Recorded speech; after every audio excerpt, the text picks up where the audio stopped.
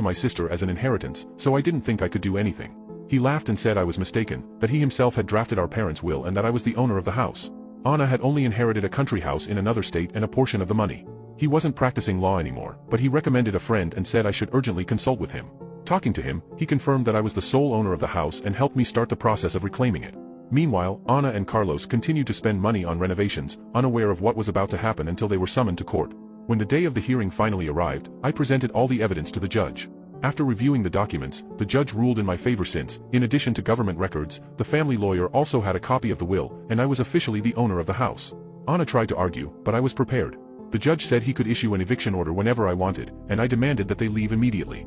As we left the courthouse, Anna ran after me, crying and begging me not to evict her. She said she did all this because she feared one day I might change and not want her in the house anymore.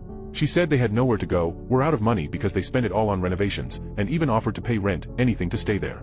But I was determined and told them they had a week to leave or I would call the police. I told her I would never have kicked her out if she had been honest from the start, unlike what she did to me. In the following days, they tried to convince me in every possible way. Messages, calls, even mutual friends tried to intervene, but I didn't budge. The house was mine by right, and I would no longer be deceived. Finally, at the end of the week, Anna and Carlos left the house. The place was a mess, full of reminders of the renovations they had done without my consent. Many things were broken, which I believe they did out of spite, but I didn't care because I had what was important to me, and I took a week off work to organize the house the way I wanted.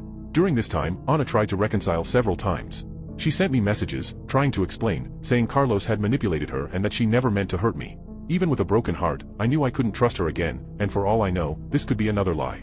Now, I haven't had contact with them for a few weeks since I blocked them on everything, but I heard they had difficulty finding a place to live and even lost their car because they couldn't keep up with the payments. Honestly, I don't feel bad for kicking them out because my sister did the same to me, but something inside me still says that maybe I should have forgiven her.